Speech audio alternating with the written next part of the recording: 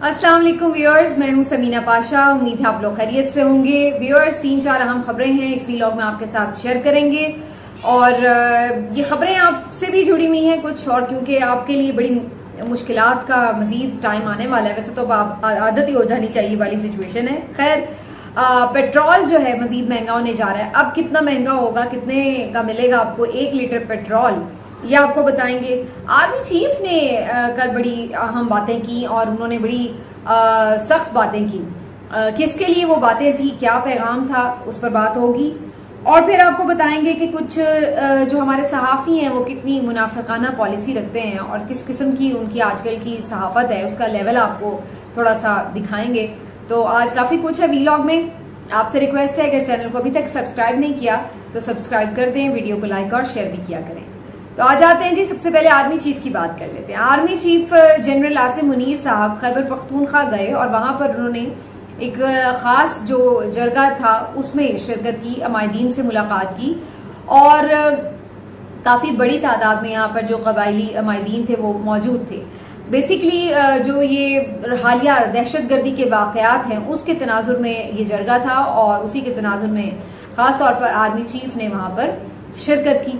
वहां पर जो उनका खिताब था वो बड़ा इम्पोर्टेंट था और उन्होंने इसमें वाज़े अल्फाज में कहा कि किसी भी दहशतगर्द गिरोह जत्थे से बात नहीं होगी किसी किस्म की, और जो लोग अमन खराब कर रहे हैं वो किसी रियायत के मुस्तहिक नहीं है और अमन खराब करने वालों से यकीनी तौर पर सख्ती से ही निपटा जाएगा, उनके लिए कोई हम टॉलरेट नहीं करेंगे। तो आर्मी चीफ साहब ने बड़ा दो टोक वाज़े पैगाम दिया। फिर जो ये बात हो रही थी कि जो अफगानिस्तान से डांडे मिलते हैं पाकिस्तान की मुख्तलिफ जो दहशतगर्दी के वाकयात के हवाले से, तो उसके हवाले से भी आर्मी चीफ ने बड़ी इंपॉर्टेंट बातें की और उन्होंने यहाँ पर एक आयत भी कुरान करीम की कोट की और उन्होंने कहा कि अल्लाह ताला ने कुरान में ये फरमाया है कि क्या एहसान का बदला एहसान के सिवा कुछ है, यानी जो एक बड़ी मशहूर आयत करीमा है उसका उन्होंने वहां पर रेफरेंस दिया। तो वो बेसिकली इस कॉन्टेक्स्ट में बात कर रहे थे कि जिस तरह से अफगानिस्तान के लिए पाकिस्तान ने हमेशा कितनी मदद की है, उनके हजारों लाखों महाजरीन को पनाह दी है और यूं भी पाकिस्तान की तरफ से बहुत ज्यादा उनको सपोर्ट मिली है मुख्तलिफ मुश्किल हालात में, माशी हालात में। तो हम उनके साथ एक अच्छा बर्ताव करते हैं, लेकिन उनकी तरफ से अगर हमें दहशतगर्दी मिलती है या किसी भी तरह का ऐसा मामला है कि जहां पर पाकिस्तान के दुश्मनों को वो पनाह दें या उनकी सरजमीन पाकिस्तान के खिलाफ दहशतगर्दी के लिए इस्तेमाल हो, तो ये क्या इसको हम यूं कंसिडर करें कि नेकी का बदला हमें ये दिया जा रहा है। तो ये बड़ा दो टोक उन्होंने वहां पर जिक्र किया और उसके बाद फिर उन्होंने यकीनी तौर पर जो दहशतगर्दी को खत्म करने का आज़म है उसका भी यादा किया। तो मैं उनकी ये गुफ्तगू सुन रही थी और बिल्कुल दहशतगर्दी के खिलाफ तो तमाम कौम ही यकजान और यक आवाज है, इसमें किसी को कोई दो राय नहीं हो सकती कि दहशतगर्दी को हमें खत्म करना है हर सूरत में। लेकिन यहाँ पर मैं इसको ऑन अ लाइटर नोट ये जरूर चीज सोच रही थी कि आमतौर पर हम जब भी आर्मी चीफ साहब का आजकल कोई खिताब सुन रहे हैं तो वो बड़ा उसमें लाजमी कोई ना कोई इस्लामी उसमें रेफरेंस जरूर देते हैं, चाहे वो रियासत तैयबा की बात करें या वो फिर आज आयत करीमा को कोट करें या इससे पहले भी वो कई बार मुख्तलिफ आयत करीमा या हदीस मुबारका कोट करते हैं। तो ये बड़ी अच्छी बात है, वो खुद हाफिज भी हैं और कुरान करीम उन्होंने हिफ्ज कर रखा है और उसके बाद जाहिर सी बात है आपका एक दीनी रुझान भी होता है, तो बड़ी जबरदस्त बात है कि वो ये काम करते हैं। लेकिन इस पर मैं बाज लोगों की खामोशी पे बड़ी हैरान थी, क्योंकि आमतौर पर जब इमरान खान साहब कोई हर गुफ्तगू में, हर तकरीर में जब भी कभी इस्लामी कोई तारीख का हवाला देते हैं या कोई सीरत तैयबा की तरफ से कोई मिसाल देते हैं या फिर कोई आयत करीमा या अहदीस मुबारका कोट करते हैं, तो बड़े सारे लोग इसको सिर्फ उनको यूं कहते हैं कि जनाब देखें ये तो एक इस्लामिक टच दिया जा रहा है उनकी तरफ से, ऐसे कि जैसे वो आमतौर पर दीन पे अमल पैरा नहीं है या दिल से वो उस चीज को नहीं फॉलो करते, लेकिन बस लोगों को, चूंकि लोग हमारे मजहबी रुझानात के मालिक होते हैं आमतौर पर, तो वो ज्यादा इन चीजों की तरफ अट्रैक्ट होते हैं, तो लोगों को अपनी तरफ अट्रैक्ट करने के लिए इमरान खान साहब मजहब का इस्तेमाल करते हैं। तो जो बेसिकली इस्लामिक टच का ताना दिया जाता था इमरान खान साहब को,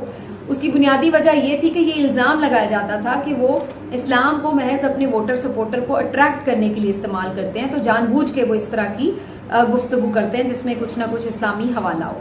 तो अब मैं वही सोच रही थी कि कोई और कभी इस तरह की बात करता है तो बड़ी अजीब बात है कि तब किसी को ये बात इस बात का ख्याल नहीं आता कि ना कोई इस पे एतराज करता है। बिल्कुल इस्लाम किसी एक का तो है नहीं है, और किसी की नीयत क्या है ये हम जज करने वाले कोई नहीं है। और अगर हम किसी भी नीयत से कोई शख्स अगर बात कर रहा है, इस्लामी हवाला दे रहा है, उससे वो अपनी बात को समझा रहा है, तो मेरा ख्याल है इस पे कोई एतराज नहीं होना चाहिए। हाँ, बाज़ औक़ात ये होता है कि लोग कम इल्मी में कुछ ऐसी गुफ्तगू कर जाते हैं कि जिसमें उनकी शायद गुफ्तगू इतनी ज्यादा आप कह लें कि एक्यूरेट इंफॉर्मेशन पे मबनी नहीं होती, या फिर किसी जगह पे उनकी कोई जुबान फिसल जाती है तो लफ्ज कुछ इधर से उधर हो जाते हैं। तो इस किस्म की गुफ्तगू का इस्तेमाल होता है। और फिर आमतौर पर लोग ये भी कहते हैं कि जी आप चूंकि सियासत कर रहे हैं तो सियासत को फिर आप जो है वो उस तरह की मिसालों से ना जोड़ा करें, तो वो इसलिए वो फिर इस बात को तनकीद का निशाना भी बनाते हैं। लेकिन बहरहाल जी आर्मी चीफ साहब ने बड़ा कैटेगोरिकली ये खिताब किया, लेकिन उस पर बहुत सारे लोगों ने इसका मतलब ये भी निकालने की कोशिश की कि जब आर्मी चीफ साहब ये बात कर रहे हैं कि जी हम जत्थों से बात नहीं करेंगे, अमन खराब करने वालों से बात नहीं करेंगे, तो इसका पता नहीं मतलब शायद ये है कि जनाब आर्मी चीफ साहब तो इमरान खान को मैसेज दे रहे हैं, पीटीआई के लिए उनका कहीं ये कोई फैसला है कि हाँ जी हम इनके साथ बात नहीं करेंगे। तो अब मुमकिन नहीं है भी और नहीं भी, ये नहीं मुझे मालूम कि आर्मी चीफ साहब किसको ये मैसेज दे रहे थे, लेकिन वहां पर जो कॉन्टेक्स्ट था बेसिकली वैसे उस वक्त तो वो अफगान हुकूमत से मुखातिब थे और उनकी कॉन्टेक्स्ट में बात कर रहे थे, दहशत गर्दों के कॉन्टेक्स्ट में। तो मेरा नहीं ख्याल जाती तौर पर कि उस तकरीब में वो वहां पर इमरान खान के बारे में बात कर रहे हों, लेकिन बहरहाल कुछ लोगों का ये ख्याल है, इंटरप्रिटेशन उनकी, कि ये मैसेज बेसिकली इमरान खान या पीटीआई के लिए था।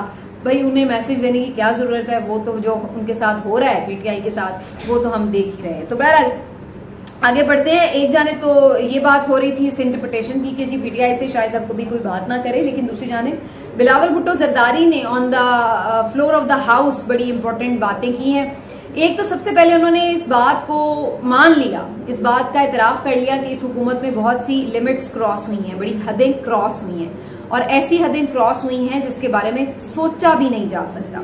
तो ये एक वो बात है कि आप अंदाजा लगा लें कि अब ये लोग इस लेवल पर आ चुके हैं कि इन्हें खुद भी पता है कि इन्होंने क्या कुछ कर दिया है अपने हाथों से, और अब जब ये जा रहे हैं तो अब इनको याद आ रहा है कि ओहो हमने तो ये सब कर लिया है, तो अब हम कुछ अपना दूसरा फेस बनाने की कोशिश करें कि हम तो बड़े जमहूरी हैं, हम तो सबके साथ बात करना चाहते हैं, हम तो तलखियां भुलाना चाहते हैं। तो अब वो अच्छे बनने का जो ड्रामा है उसको एक नया फेज उसका बनाने की कोशिश की जा रही है। तो बिलावल भुट्टो की मैंने जैसे पिछले भी व्लॉग में बात की थी कि उन्होंने कहा कि जी हमारे लिए इतनी तल्ख सियासत कर दी गई है कि आइंदा हम भी, शायद मैं और मरियम भी ऐसे ही सियासत कर रहे हो कि या तो हम इक़्तिदार में होंगे या फिर हम जेल में होंगे। तो इस किस्म की वो गुफ्तगू कर रहे थे। तो वो बेसिकली ऐसा लग रहा है कि जैसे अब आपको अंदाजा हो चला है कि जितनी आपने जुल्म सितम किए, जो आपने आइन शिकनियां की और जो आप कवायद ज़वाबित से हटकर आपने हरकतें की, जो लोगों के आपने घर तोड़े, जिस तरह लोगों को आपने मारा पीटा, जिस तरह उनकी गिरफ्तारियां की, जिस तरह सियासी कारकुनान और लीडरान के साथ आपने चादर चार दीवारी का तकद्दुस पामाल किया, जिस तरह आज़ादी सहाफत का आपने गला घोंटा, जिस तरह इमरान रियाज आपके दौर में गायब रहा, जिस तरह अरशद शरीफ आपके दौर में कत्ल हुआ, जिस तरह आपके दौर में मुतादिद चैनल बंद हुए, जिस तरह उनके ऊपर मुख्तलिफ तरीकों से बैन की गई चीजें, ये सब चीजें अब इनके आईने बनकर सामने खड़े। और यही वजह है कि अब ये इन आइनों को तोड़ना चाहते हैं या अपने मुंह पर हाथ रख के छुपाना चाहते हैं, क्योंकि अब ये चीजें तो इनके सामने आएंगी और इनका पीछा भी करेंगी। तो अब इनको समझ नहीं आ रही कि हमने क्या करना। अब ये बात कर रहे हैं, उस दिन उन्होंने ये बात की कि जी हम पीटीआई से भी बातचीत के लिए तैयार हैं। पीटीआई का दौर अगर ये था वो था वगैरह वगैरह, लेकिन हम समझते हैं कि आगे बढ़ने के लिए मफाहमत की जरूरत है। तो हम तो पीटीआई को भी मफाहमत की तरफ लाना चाहते हैं। अगर कोई नया मिसाक़े जमहूरियत नहीं हो सकता तो जो पहले से मौजूद मिसाक़े जमहूरियत है उसी पर बैठ के बात कर लेते हैं, उसी का हिस्सा पीटीआई को भी बना लेते हैं। अगर वो इस पर इत्तेफाक करने पर राजी होती है तो हमें उनके साथ मफाहमत करने या उनके साथ आगे चलने में कोई एतराज नहीं है। अब आप इसको जरा डीपली अंडरस्टैंड करें। कहना क्या चाह रहे हैं? कहना ये चाह रहे हैं कि अगर कहीं कोई भी इन्हें एहतमाल है कि चूंकि वोटर सपोर्टर तो खड़ा है पीटीआई के साथ, कहीं ना कहीं अगर इनकी हुकूमत वाकई बन गई तो फिर इनका क्या बनेगा।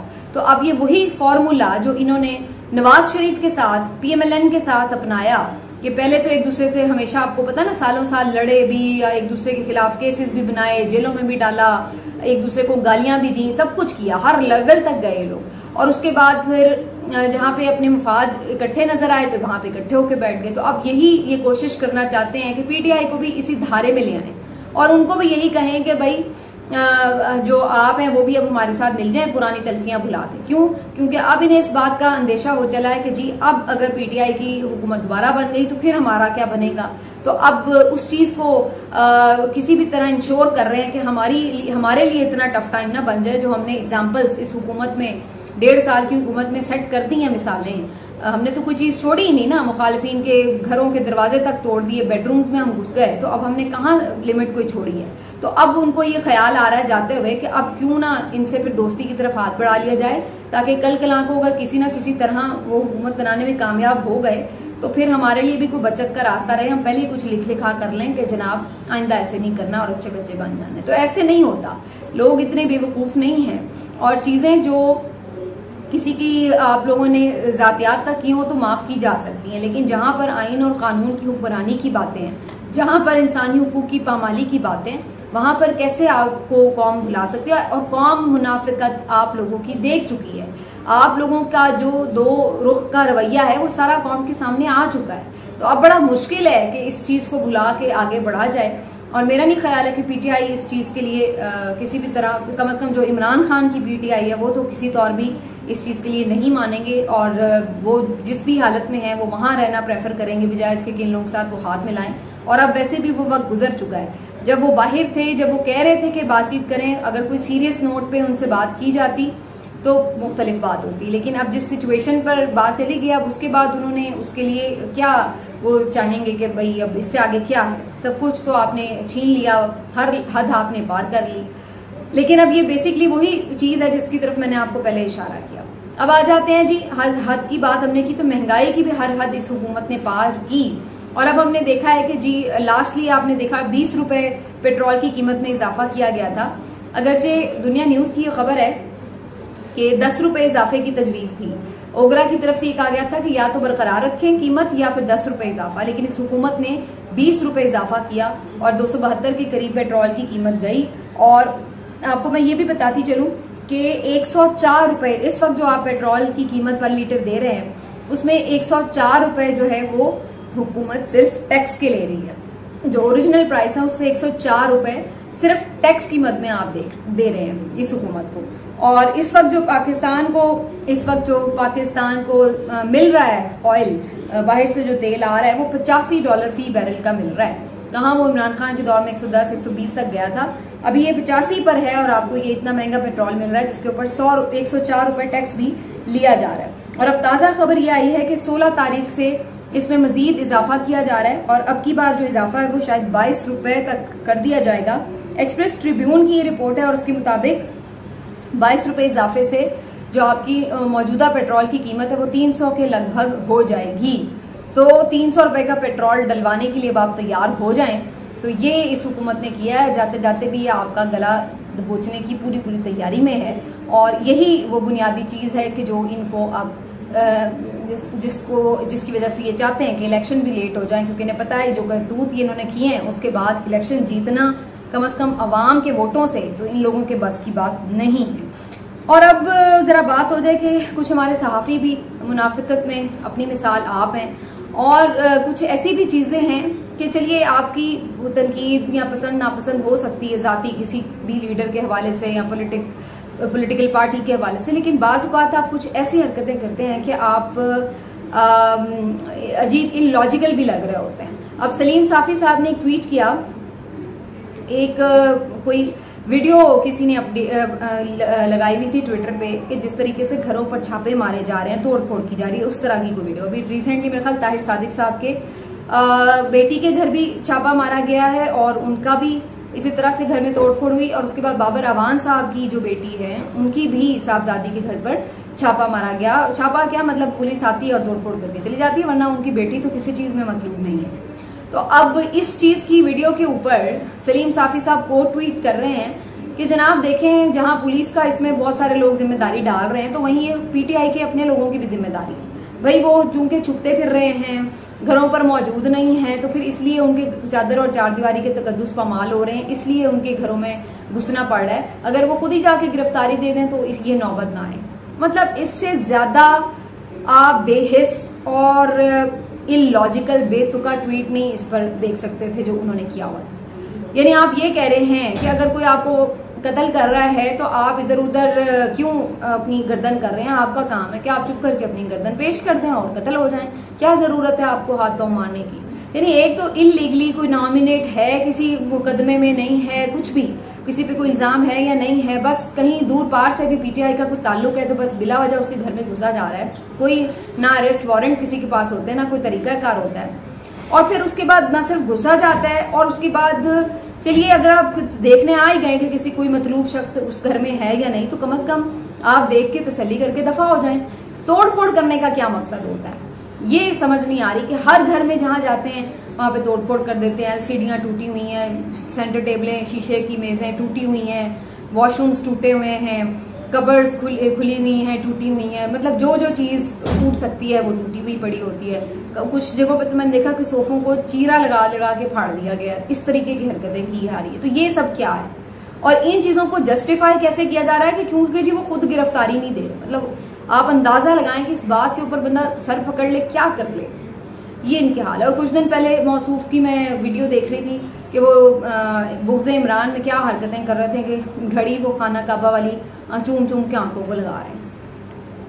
बात ये नहीं है कि खाना काबा से मोहब्बत नहीं है या नहीं चूमा जा सकता, जरूर चूमा, लेकिन इस तरह की हरकतें पहली बात आपको टीवी पे करने की क्या जरूरत है। दूसरी बात ये, इसी बात को अगर इस एंगल को ले लिया जाए कि जी खाना काबा की चूंकि घड़ी थी वो बड़ी मुकद्दस घड़ी थी, तो इमरान खान ने बेची तो उसने बड़ा कोई गुनाह कबीरा कर दिया, तो भाई फिर खाना काबा की तस्वीर तो बहुत सारी चीजों पे बनी होती है, जायनमाज पे भी बनी होती है, वो भी लोग खरीदते हैं, उसका भी लेन देन होता है। बहुत सारी जो मक्का मुकरमा से प्रोडक्ट्स आती हैं उनके ऊपर ये तस्वीर बनी होती हैं। तो इसका क्या मतलब है कि फिर उनका लेन देन बंद कर दिया जाए? सऊदी करेंसी के ऊपर भी कुछ नोट्स के ऊपर ऐसा बना हुआ है, खाना काबा की तस्वीर बनी हुई है, तो फिर इसका क्या मतलब है? उनसे खरीदो फरोख्त हराम हो गई है उस करेंसी से। तो आप क्या साबित करना चाह रहे हैं और किस किस्म की आप लोग हरकतें करते हैं? बात ये कि ये जो रिचुअल्स हमने बना दी हुई है ना कि ये जी हर चीज इस तरह हम उसका एहतराम में पड़ जाएं, अगर तो एहतराम तो दिल में भी होता है और वैसे भी होता है, लेकिन आप उस चीज को सिर्फ ये अंदाजा लगाएं कि दूसरे को एक काफिर नहीं तो कम से कम यानी उसको ये साबित करने के लिए कि गुनाहगार है वो, ये साबित करने के लिए आप किस हद तक जा रहे हैं टीवी में बैठकर कि इलॉजिकल हरकतें आप करने से बाज नहीं आ रहे। और आजकल तो खैर जावेद चौधरी साहब की भी कड़िक कड़िक बड़ी मशहूर हुई भी है, जिन्होंने पूरा मंजरनामा जो है वो बयान करने की कोशिश की इमरान खान साहब की शायद गिरफ्तारी का, जिसमें ये आवाजें तक निकाल रहे हैं। तो ये अनफॉर्चुनेटली हमारे सीनियर सहाफी हैं, अनफॉर्चुनेटली हमें कहना पड़ता है कि ये सीनियर हैं, लेकिन जो इन लोगों ने निशान छोड़े हैं, अल्लाह ना करे कि हम इन निशानों पर चलें और अल्लाह ताला हमें इस्तकामत दे कि हम कोशिश करें कि अपने दिमाग का भी इस्तेमाल करें और सही रास्ते पर अल्लाह चलने की तौफीक दे। लेकिन पाकिस्तान में ये जो पिछली जनरेशन थी, अल्लाह माफ़ करे, इसमें जो बहुत कम ऐसे लोग होंगे जिनको हम कहें कि ये आइडियल है, इनको फॉलो किया जाए, वरना ब्यूरोक्रेट्स में, सियासतदानों में, सहाफ़ियों में ऐसा कहतुर रिजाल रहा है कि अलमान अलम। मिलते हैं अगले वीडियो में, अपना ख्याल रखिए, अल्लाह हाफ़िज़।